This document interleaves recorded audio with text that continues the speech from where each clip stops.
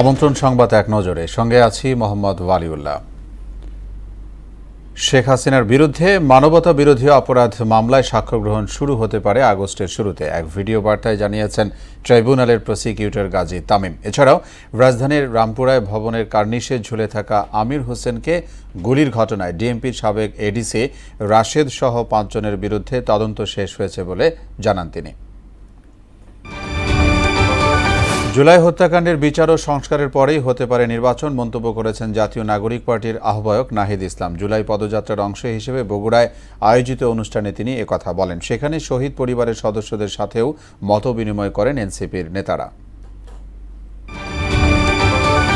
কুমিল্লার মুরাদনগরে একই পরিবারের 3 জনকে পিটিয়ে হত্যার ঘটনায় 39 ঘণ্টা পর মামলা হয়েছে। এতে স্থানীয় ইউপি চেয়ারম্যান শিমুল বিল্লাহ সহ 38 জনের নাম উল্লেখ করে এবং অজ্ঞাত আরও 25 জনকে আসামি করা হয়েছে। গত বৃহস্পতিবার কড়াইবাড়ি গ্রামে গণপিটুনিতে রুকসানা আক্তার রুবি, তার ছেলে রাসেল মিয়া ও মেয়ে জোনাকি নিহত হন। সাবেক প্রধান নির্বাচন কমিশনার এটিএম শামসুল হুদা মারা গেছেন। 83 বছর বয়সে সকাল 9টায় গুলশানে নিজ বাসায় তার মৃত্যু হয়।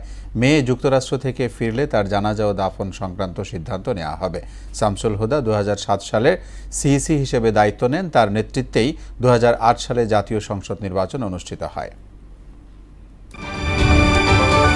গাজা জুড়ে ইসরায়েলি নৃশংসতায় নিহত হয়েছে আরও 138, আহত 6 শতাধিক। গাজার স্বাস্থ্য মন্ত্রণালয় জানিয়েছে 21 মাসের হামলায় প্রাণহানি ছাড়িয়েছে 57,000। এদিকে হামাসের হামলায় প্রাণ হারিয়েছে আরও 2 ইসরায়েলি সেনা। চলমান পরিস্থিতিতে যুদ্ধবিরতির প্রস্তাবে ইসরায়েলের সঙ্গে আলোচনা প্রস্তুত হামাস।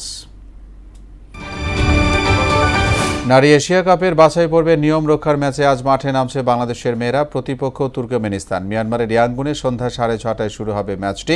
টানা 2 ম্যাচ জিতে সবার আগে মূল পর্ব নিশ্চিত করে পিটার বাটলারের শিশুরা এই প্রথমবারের মতো এএফসি নারী এশিয়া কাপের মূল পর্বে খেলার টিকিট পেল বাংলার মেয়েরা।